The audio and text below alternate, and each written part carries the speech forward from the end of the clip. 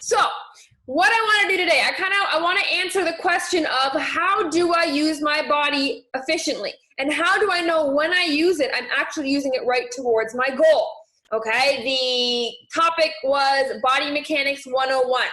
Okay, so I've done 2 college programs in fitness and health. So I'm very, very educated on this.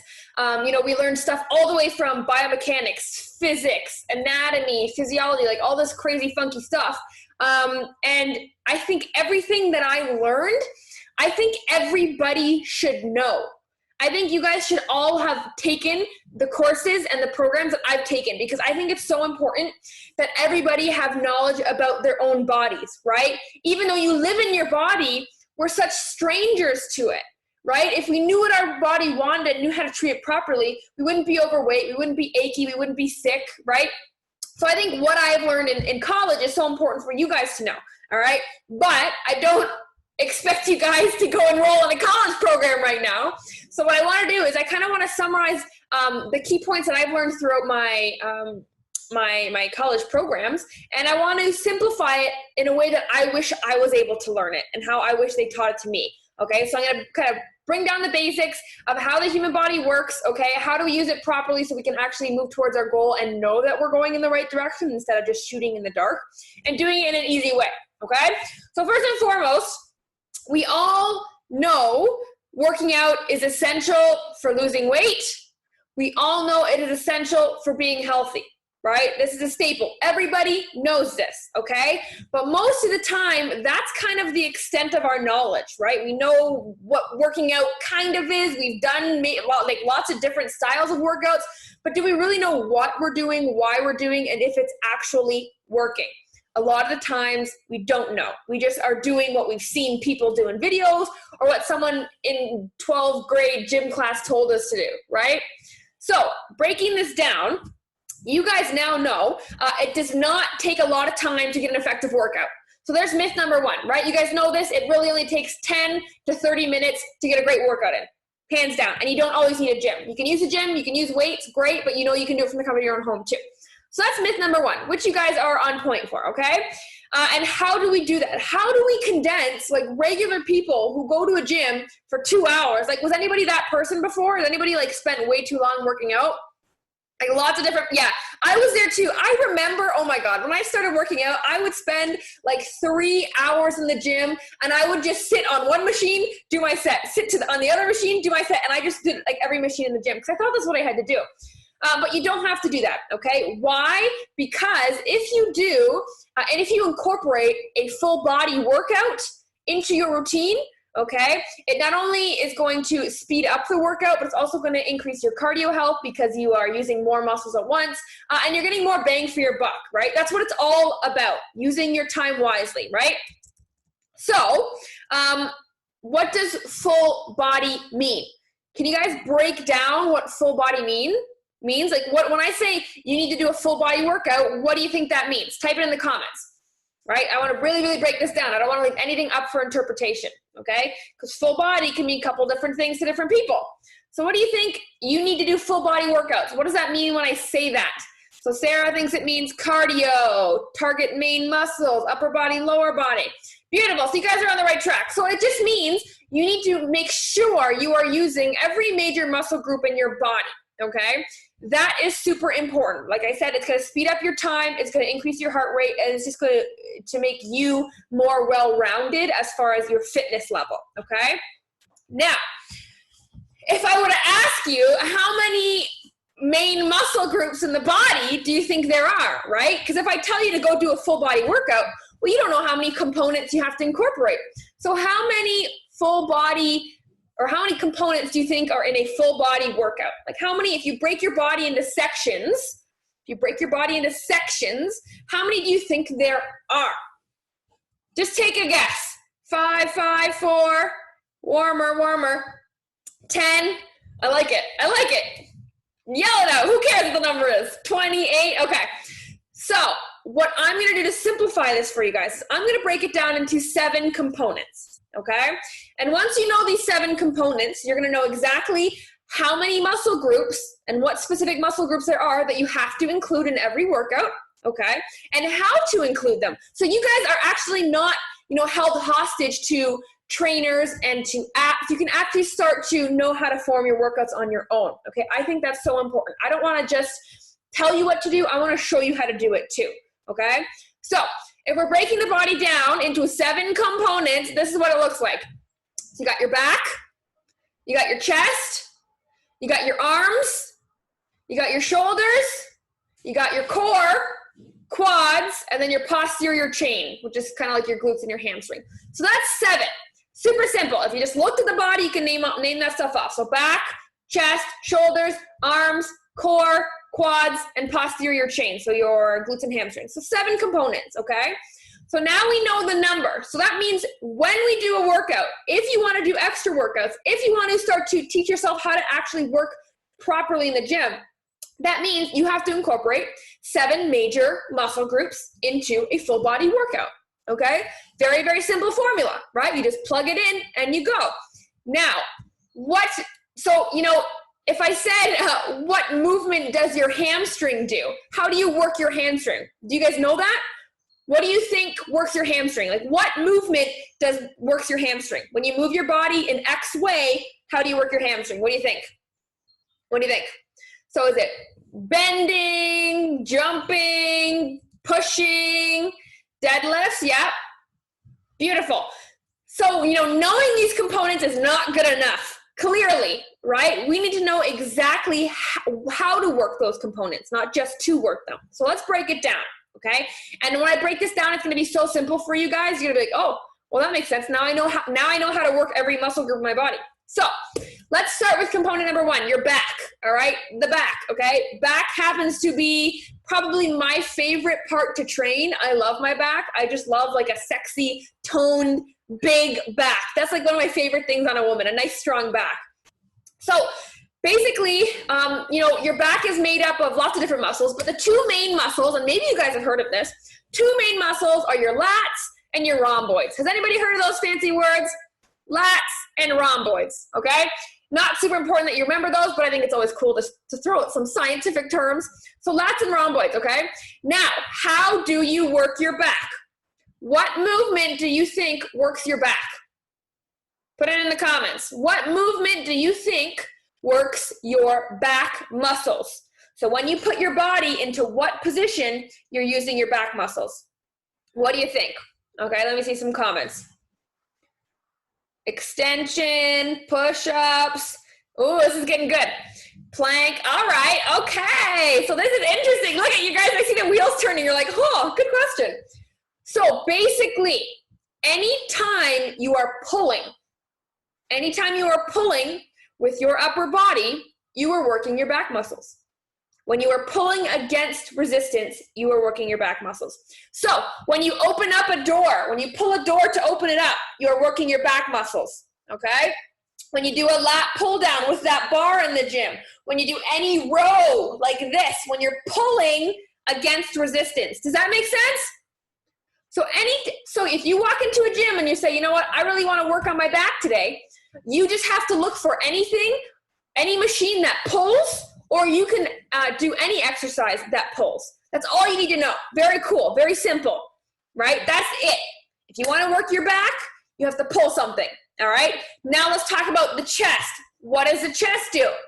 So if the back pulls, what is the opposite of pulling? What is the opposite of pulling? So the back is on the back of you and it pulls. So obviously if something's the opposite, it's going to do the opposite. Exactly, you guys got it. So it's pushing. So your chest muscles, your pec minor, your pec major, and a couple other ones, they push. So anytime you are pushing against resistance, you are using your chest muscles, okay? Now, that would mean like a push-up, a bench press, anything where you are pushing weight in front of you against resistance. When you are pushing a door open, that is the same thing, okay? So pulling is back, pushing is chest. Does that make sense? Super, super simple so far, right? Now we can break down why each exercises are the way that they are, okay? Now, let's move to arms, okay? What are the 2 main muscles in our arms? Most people know this. What are the 2 main muscles in our arms? You usually hear this the most. All the guys want really, really big ones. Biceps and triceps. You guys got it. So we got biceps on the top of the arm, triceps on the back of the arm, okay? Now, what movement does your bicep do? What movement does your bicep control? What does it do to the arm? What does it do to the arm? What do we think it does? A bicep bends. It just bends the elbow. That's pretty much all it does. That's a big movement that it does. So bicep just bends the elbow. So it bends with resistance, okay? Now, if a bicep bends, what does a tricep do? Extends. Beautiful. So my bicep bends, my tricep straightens. Super simple, guys, right? And that's a super important distinction because a lot of the times people don't realize that different movements are with different muscle groups, because a lot of times people think the movement of curling and straightening is the bicep.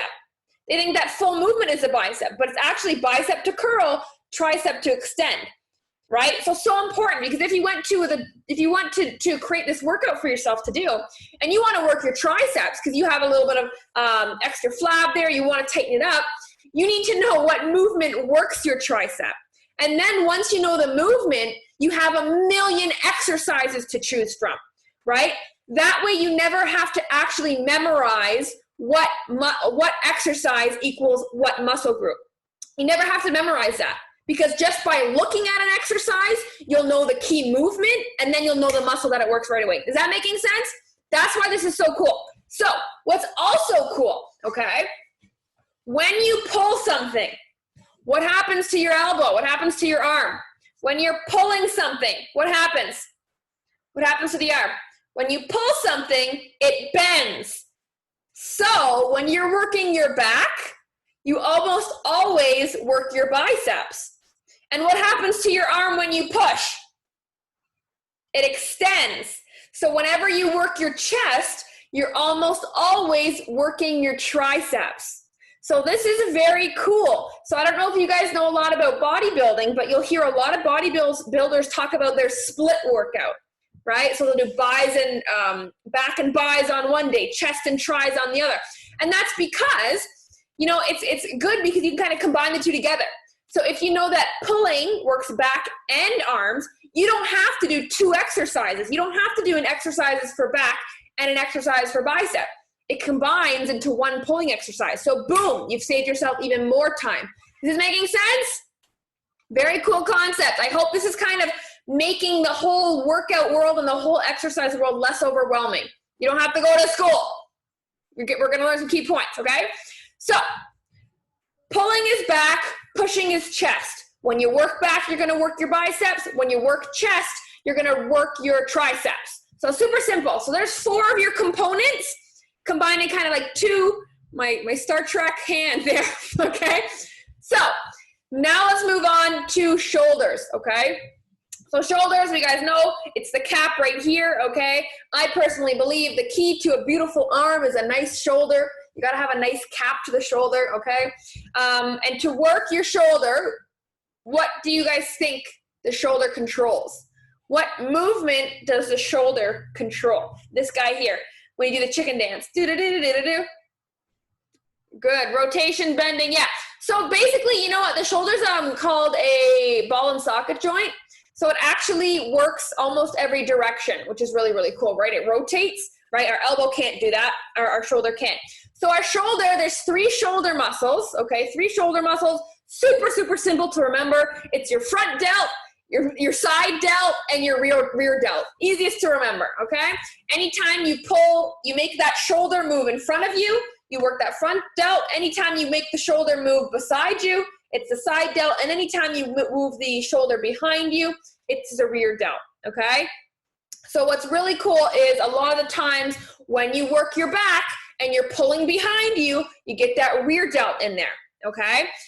When you work your bicep, you get that front delt in there. So again, multiple movements with multiple muscle groups. Really, really cool to know, okay? Now, what other movements does a shoulder do? So someone's already thinking about it. Cindy's got it. So rotation, we do that with the rotator cuffs, right? We all heard rotator cuff before, right? Rotator cuffs tend to be very, very weak muscles, okay? Very, very weak. Often, because they're so weak, they get injured very often. Has anybody had rotator cuff issues before? Like, oh my God, like so many people, it's crazy. Very common, not the end of the world. It's surprising that more people don't get rotator cuff injuries. The only reason more people don't have rotator cuff injuries is because they don't move their shoulders.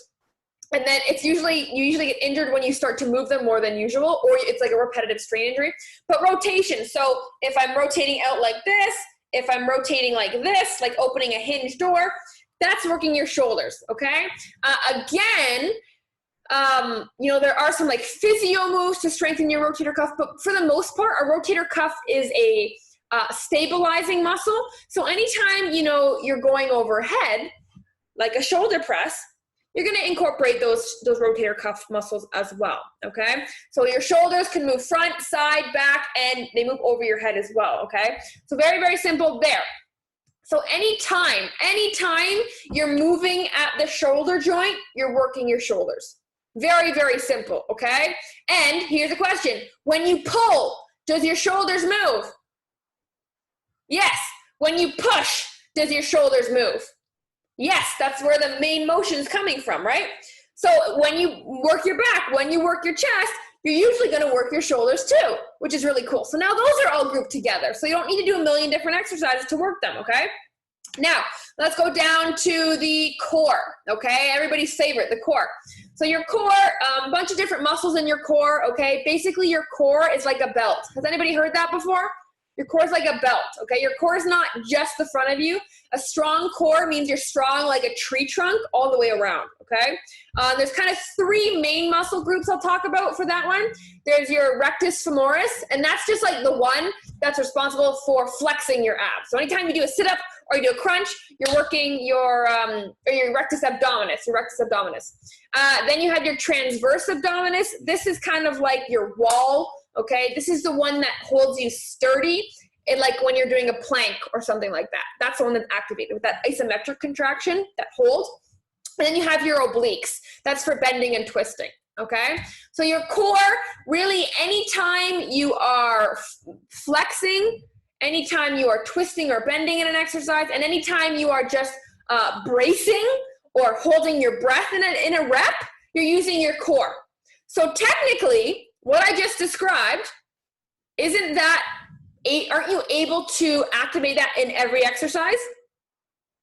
Pretty much, right? If you're doing a shoulder press overhead, and then you have a tight core, you're working your core while you're doing your shoulders as well. Same as if you're doing any pulling motion, right? You don't want your torso to be spinning. You hold your core tight, your torso stays still so you can focus on the back muscles.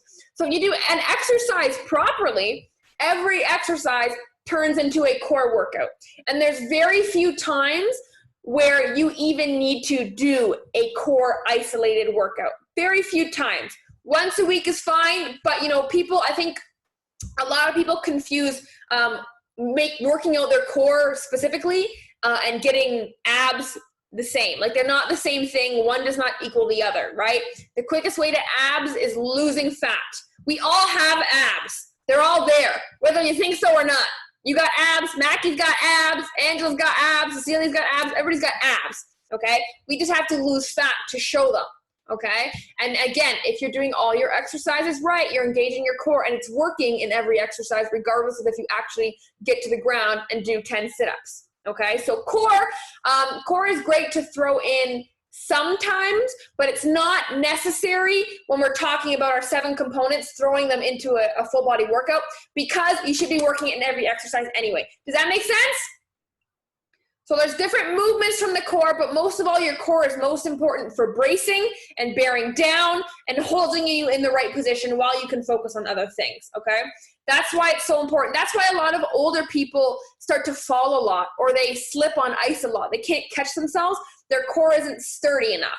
And that's what I want to prevent, right? Like, I know you guys want a nice body and you want to get healthy and you want to feel great right now. But also think about where you want to be in 20 years from now. You don't want to be falling apart. You don't want to be popping pills and needing 2 knee replacement surgeries. Like, no, thank you. I've seen both sides of my grandparents, like popping pills like they're candy and knee replacements, and that's not fun. So the core is important for that, okay? So that's, what was that, 5? Now we're going to your quads, okay? So now we're in our lower body. What movement are our quads responsible for? What do we think? So how do you work your quads? So your quadriceps are the muscles on your thigh. So the front of your thigh, those are your quads. So between your hip and your knee, that's your quads. So squats work it, yep. Lunges work it, yep. How do you think, so if you had to put that movement into one word, not an exercise, into a word, what would it be? What joint are we moving the most to work the quads? What joint is responsible the most? The knee, there we go, beautiful. It does cross the hip though. So the knee. So knee extension is how you work your quads. So if you want to work your quads, if you want to get stronger quads, if you want to get more toned quads, okay, you have to do more knee extension exercises. Is this making sense? So you don't have to go memorize a million different quad exercises. All you have to do is know that knee extension works your quads. And then you can go make up any exercise you want, right? So extending the knee against resistance is how you get your quads to work. So squats, when you stand up, you are straightening the knee against gravity. Same with lunges, okay? Same with the leg extension machine where you kick your feet up and straighten out your legs with the machine. All that stuff, okay? Now let's talk about the posterior chain. So your hamstrings and your glutes, okay? The two most underworked areas on almost every human body. What movement is the hamstring responsible for? Ooh, Angela's catching on. There we go.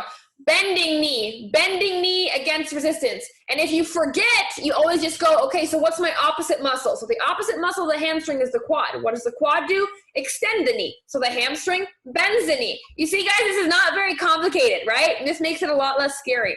So your hamstring bends the knee against resistance. So any curls, right? When you're doing a deadlift, when you are doing like lying curls, seated curls at the gym on those machines, maybe you've seen stability ball hamstring curls with the big yoga balls and you curl under. Deadlifts will work them because your hamstrings also connect to the hip, which works for hip extension, okay? Glutes. So hamstring and glutes, usually whenever you work your hamstrings, you work your glutes. They're almost always work together, okay? Just like back and biceps work together. So what is the main movement of your glutes, guys? What do your glutes do? So think about what joint would they affect? What joint in the body would they affect? And then what movement do they make that joint do? What movement do they make that joint do? So glutes are by your hips, and they extend your hips. So right now we're all sitting down, right? We're all sitting on our butts. If we stand up, we are straightening out our hips, and that's working our glutes, right? So glutes are hip extension. So you guys know hip lifts, right? Same idea. Yep, you guys got it. So extending the hips against resistance, okay? Now, so if you guys were to stand up right now out of your chair, what two joints are moving? What two joints are moving the most? What do we think? Yeah, knees and hips. So the knee is extending, which means we're working what muscle? If the knee extends against resistance, we are working quads. Beautiful. And if the hip extends against resistance, what are we working? If the hip extends, what's the muscles we're working? Glutes. Beautiful. You guys are getting it. You're catching on. So something like a squat would work two muscle groups, right? They'd work two of those 7 components. So because even though the body is kind of spliced into those 7 parts, that doesn't mean every full body workout has to contain 7 exercises, right? Most of our workouts contain 4 to 6 exercises. And that's because an exercise can work multiple muscle groups, right? You can do a lunge with a bicep curl. You can do a chest, like a burpee. Take a burpee, for example, right? You're coming down to the ground. You're pushing off of it, which is working your chest and your triceps. You're jumping up, which is working your glutes, hamstrings, and quads. So you're getting everything. Is this making sense? So very, very cool, and it keeps it simple, okay? So let's recap. This is important so you guys can know when you move, what part of your body are you targeting, okay? Not just blindly moving through space anymore. You have a purpose with your movement, okay? So what movement does your back do? What movement is your back responsible for? What does it do? What movement? Pulling. Beautiful. What movement is your chest responsible for? If I want to work my chest in the gym, what do? I find something to push. Exactly. What about my biceps? My biceps, what do they do to my arm? If I want to work my biceps at home, what do I have to do? You bend the elbow. Beautiful. What about triceps? Beautiful. Extend. What about my shoulders? My shoulders do what? They do a bunch of stuff. They rotate. They lift side to side. What about my core? If I want to work my core, what can I do? Stabilize. Yes, Cabrina, that was a harder one. You stabilize. If I want to work my quads, what do we do? What's happening at the knee joint? We have to extend. Beautiful. What about our hamstrings? Hamstrings do what to the knee? Hamstrings bend the knee, and then our glutes do what? What do our glutes do? Our glutes extend the hip. Yay! You guys just earned your certification and diploma like I did. Well done. So basically, now you guys know, like you can sit down and say, like even if you want to try this, so like right after this, right after we get this call, write down like 4 exercises and then break it down. Which part of the movement is working this muscle? Which part is working this muscle group? And now you guys know why you do everything that you do. So like, again, you do not have to memorize all these different exercises. Like, have you ever started a workout before or walked into a gym and just felt overwhelmed? You just didn't know where to start. Like, and then why would you even start? Because you don't even know if it's going to work. I remember one of the first times I walked into a gym, I walked right out. I turned around and walked right out. I was like, I have no idea what I'm doing. No idea. So it's not about memorizing a million different exercises. It's just knowing what movements in your body works which muscle. And then you can go and find a million different exercises that do the same movement you're looking for. Pretty cool, right? Pretty cool. It's not as complicated as everybody thinks. Now, let's bring this back to like practicality. So now you guys know how to move your body. Now, that's not enough, right? You have to know what the perfect combination is, right? And that's what, that's what coaches are for. Like, we make sure you don't overwork your chest and underwork your glutes, right? Because I remember when I first started working out, and this might sound familiar to you guys, when I first started working out, guess what I did all the time? Guess what body part I love to work out? As a woman, what body part do we love to work out? Yeah, legs. I was squatting all day, every day, and I got my glutes on point. I got my quads on point. Guess what I neglected like crazy? Everything upper body. I had 0 shoulder strength. I had little spaghetti arms. Maybe I'd do back just because I liked pulling things, and I just neglected it. So I had a really imbalanced body. Does anybody feel right now like they have some imbalances, like their body's disproportional, whether it looks that or just feels that? There's imbalances there, right? And we have created those imbalances over our life, over our lifestyle, right? Forget about even going to a gym or working out and creating those imbalances. We create them in real life because we have a dominant hand, right? We open things with the same hand. We open jars. We push things. We sweep with our dominant hand. Like, our one hand is always doing more. So it gets tighter, it gets stronger, and the other side gets left behind. So there's natural imbalances created all the time. So it's important when you are like, sitting down and be like, what do I want to do for a workout? Do I want to do an extra workout? That you make sure you're balancing everything out.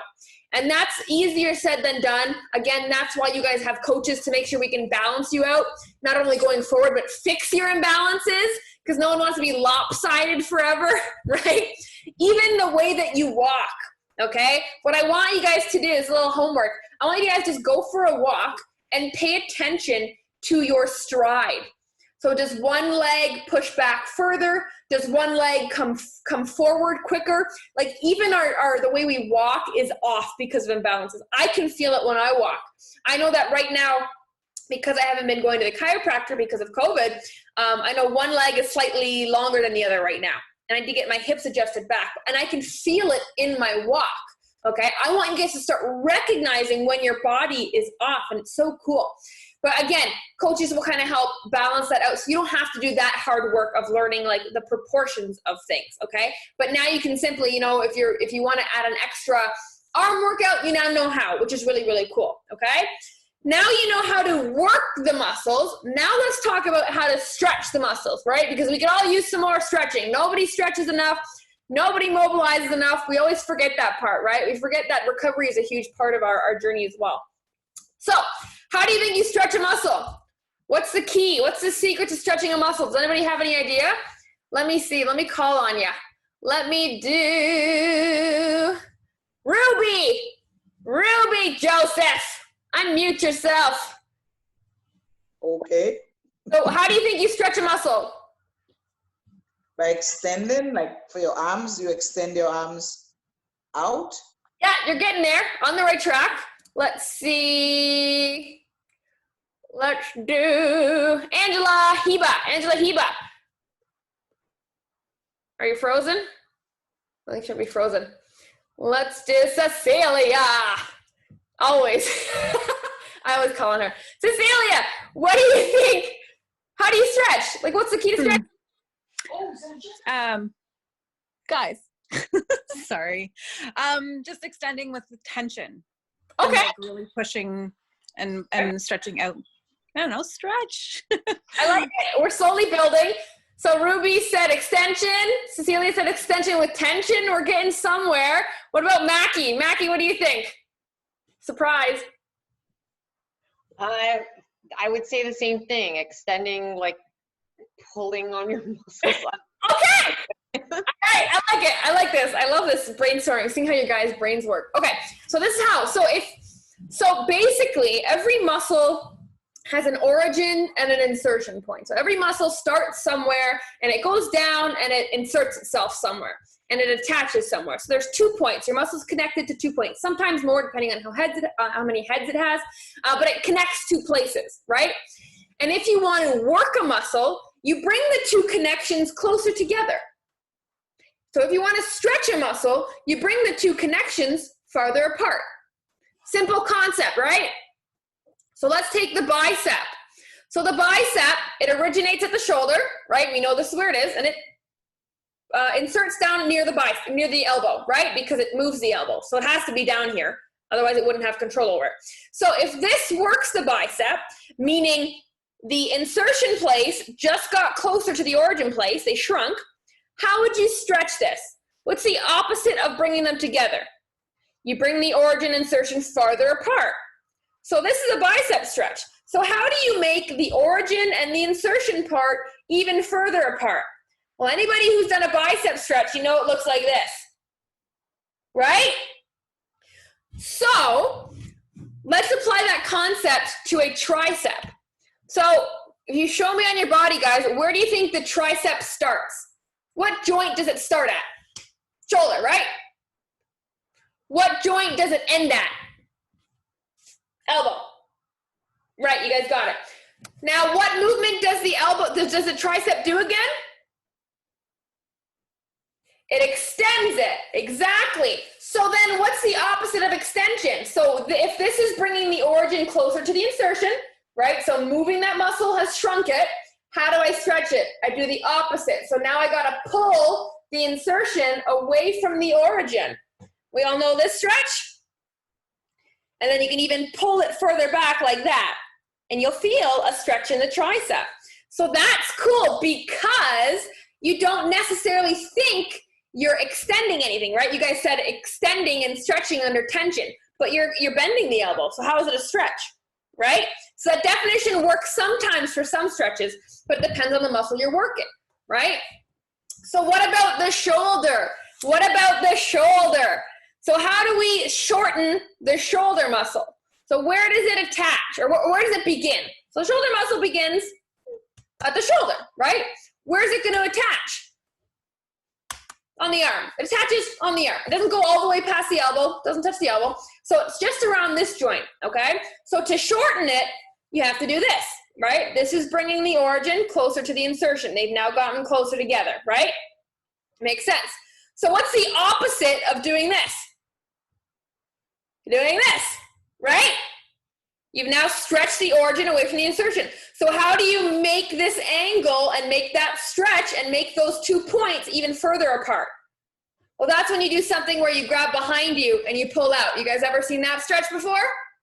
You guys ever seen that one? That's how you know what muscle you're stretching, right? Or you pull behind you. You guys ever done the one where you grab like this? Feel that in the shoulder. So that's cool. So now not only do you know what joint movement each main muscle group is for, you now, if you know the movement, you just do the opposite movement to stretch them. So you guys should never be confused or wondering how to stretch a muscle again. Is that making sense? So let's do one more example. So your quad, what does your quad do? What joint does your quad do? Or what movement does your quad do to which joint? It extends the knee joint, right? It straightens out your knee. So if you want to stretch your quad, what do? You bend the knee. You guys have all seen that. You know, when you stand up, you kick your bum to your heel and you hold your foot to your bum with a bend in your knee. We all know that stretch. Now you know why it's stretching your quads. Does that make sense, guys? It's pretty cool, pretty simple concept. But now you guys, you know, it's not a mystery as to what works what or how to work what or how to stretch what. If you know the basic joint movements and the 7 main muscle groups, okay, 7 main body components, you can now find any exercise towards any muscle group you want, and now you know how to stretch them because you just do the opposite. Is this making sense, guys?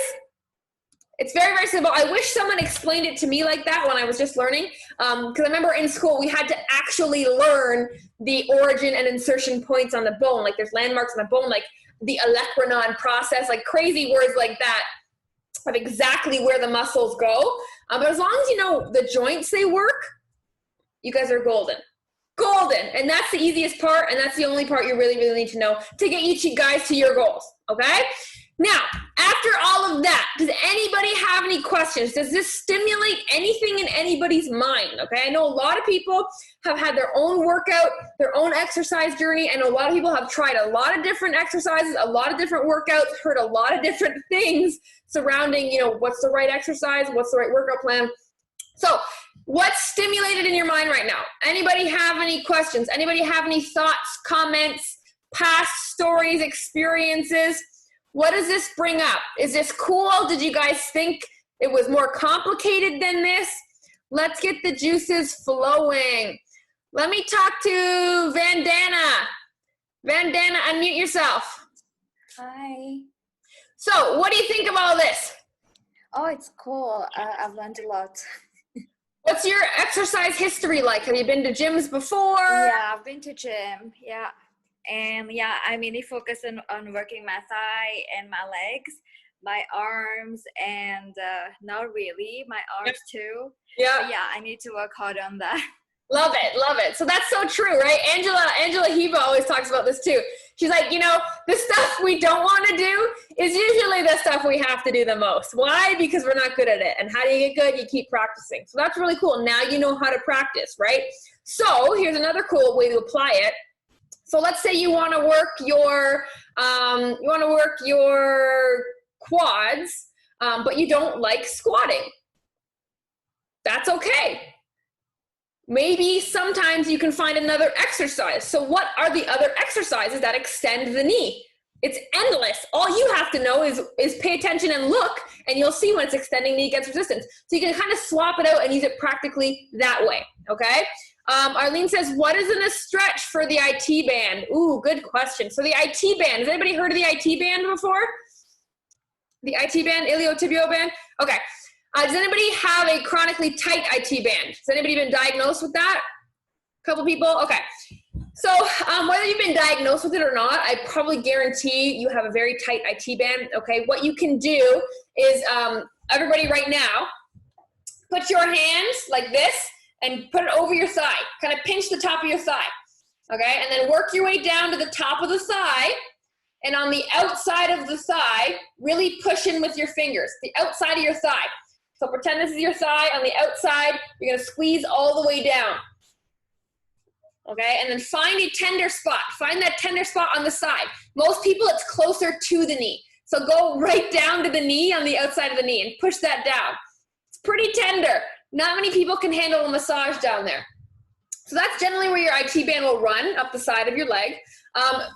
It can't really be stretched, okay? The IT band it's not a muscle. It's more like a tendon. So it can't be stretched. You can't really stretch tendons. You don't really want to stretch tendons. So what you usually do, it runs into other muscles. So usually if you have a tight IT band, it means you have very tight hamstrings and very tight hip flexors, okay? And if you have those two things, usually the best fix is to obviously stretch those two. But most importantly, if you've been diagnosed with an IT band, like overuse injury or chronic tightness, it's very important that you strengthen your glutes and strengthen your core. A lot of the times, and a lot of people are guilty of prescribing this, but a lot of times you have pain, people think you're gonna stretch it away, right? Like if you guys have tightness in your foot or your back or your cramp, you think you're gonna stretch it away, right? But usually, yes, that's part of the answer, but more importantly, it was caused in the first place because of an imbalance. And that imbalance usually originates from the glutes and from the core. If you have a weak core, you're gonna have chronically tight hamstrings. So who has tight hamstrings? Who can keep their legs straight and touch the floor? Nobody. Oh, we got a couple people. Okay. So people usually have tight hamstrings, okay? And that's just because of our lifestyle. If you have tight hamstrings, okay, it pulls on your pelvis, and you're gonna have an anterior pelvic tilt, if you guys have ever heard that. Basically, it means your pelvis just tilts forward a little bit. And what it does, it causes a lot of pressure in your lower back. Does anybody have any lower back pain? Or like wake up with an achy back sometimes? So if you have an achy back, okay, usually, I mean, obviously there's other things, but usually it means your hamstrings are tight because your core is weak. So if you have a lower back pain, it usually means that your hamstrings are so tight, they're shifting your pelvis, but your hamstrings are pulling that pelvis because your core isn't able to fight it. And what's also included in your core? Your glutes are considered your core as well. So glutes and core strengthening are going to help maintain a pelvic position, and then strengthening lengthening your hamstring is going to help ease some tension. So that goes for pretty much any ache or pain you have. If you guys have knee pain, if you guys have sprained your ankle a million times, who sprained their ankle a bunch of times? I'm horrible for that. I sprain it like almost once every month. It's just so loose now, right? So you sprained your ankle, if you've broken a foot, if you've hurt your knee or meniscus or your ACL, if you've sprained a hip flexor before, usually all lower body injuries and aches and pains are caused from tight hamstrings. And chronically tight hamstrings will not be fixed by stretching your hamstrings. Okay, they're gonna stay tight. Okay, you're gonna have to tighten your glutes and tighten your core so your pelvic can stay in place, and then take the tension off the hamstrings. Does that make sense? So if you have tight hamstrings, guarantee you got a weak core and a weak bum, right? Who thinks they have a weak core? Or it could be stronger. Who has a weak bum? Sitting down right now, sitting down, can you squeeze your glutes together? Can you squeeze your cheeks together? And how long can you hold it? It's it's hard. So that's just something to work on, okay? So usually any lower body ailment, like any lower body injury even, is usually caused by that source, weak core, weak glutes. Crazy, right? Almost everything can go back to weak core, weak glutes. It's absolutely nuts. What's good for mommy tummy? So mommy tummy, so you're talking about the lower body extra skin or extra fat? Usually there's a both. So anybody who has a mommy tummy, does anybody consider themselves have like a mommy tummy?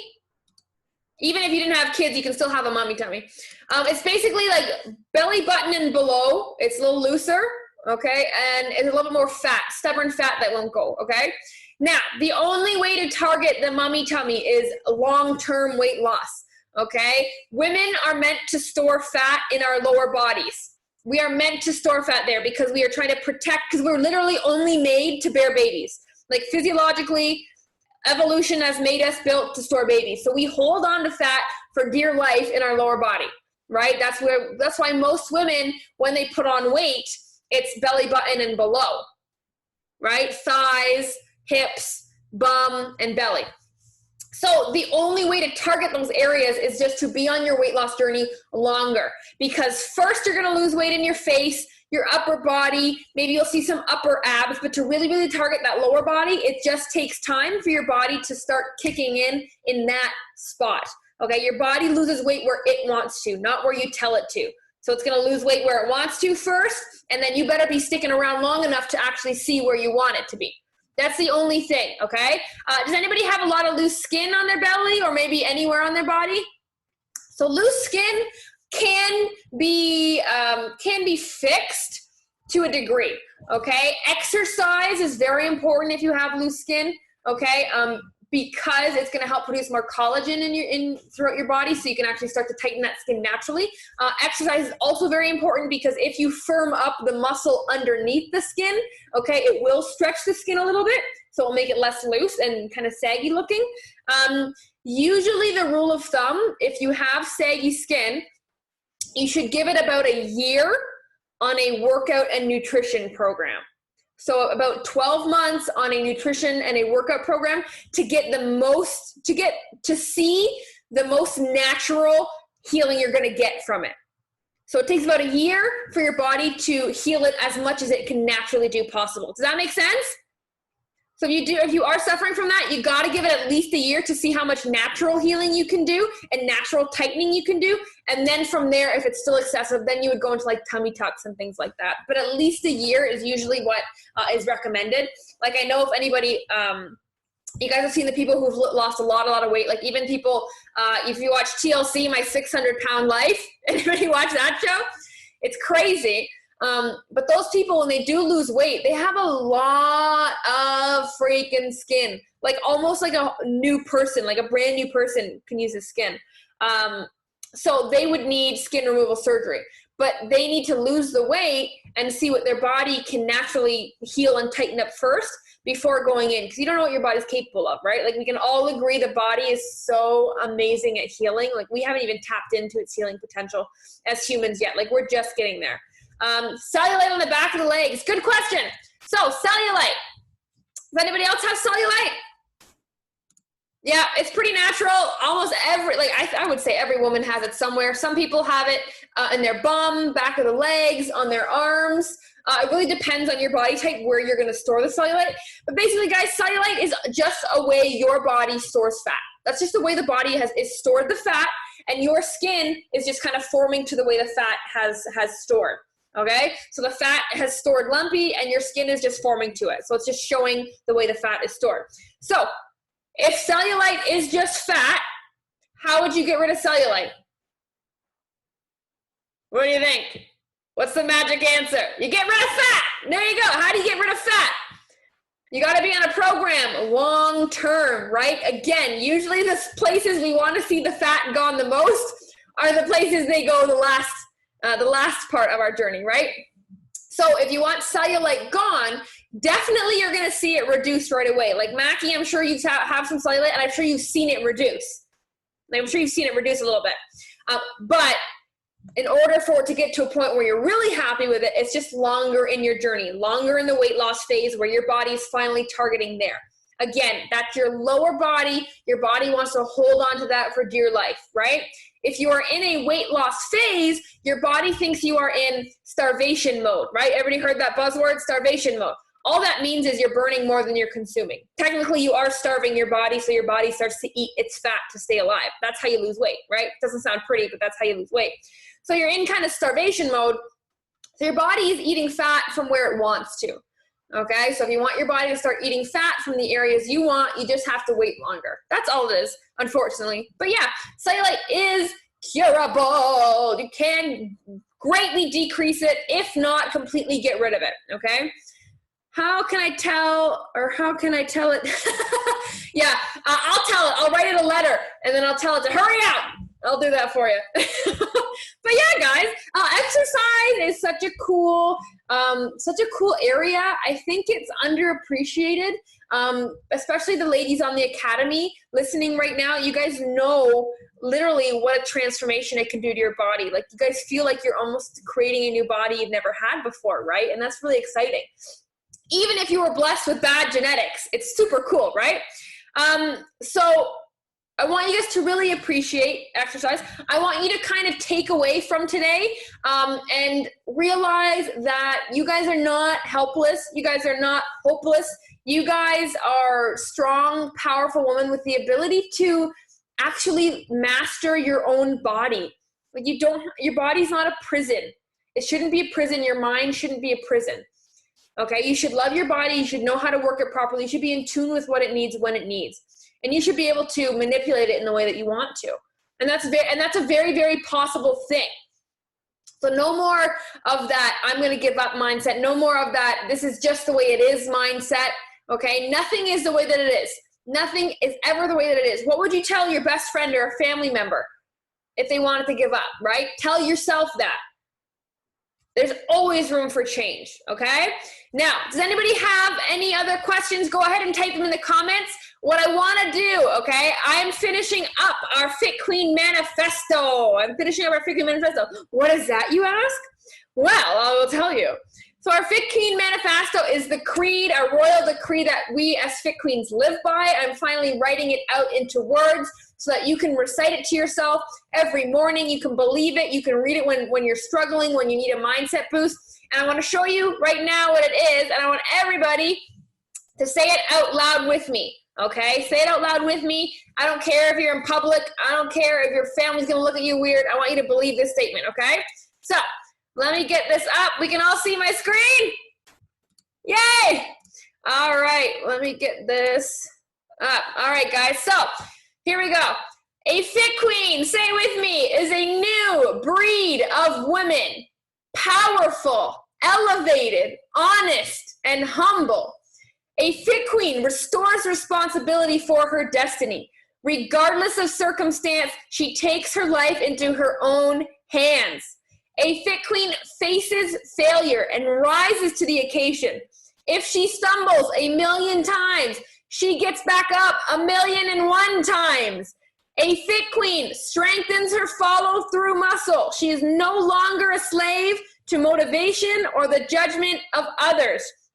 A Fit Queen burns bright as a beacon of hope to women everywhere. She leads her kingdom by shining example. A Fit Queen believes deep in her soul diets are dead, and she races towards an ultimate freedom by chasing her own mind makeover. I am a Fit Queen, and I am the future. How cool is that? How cool is that? So that's what I've been working on, getting that all into writing, all about how I feel about you guys and what you guys embody.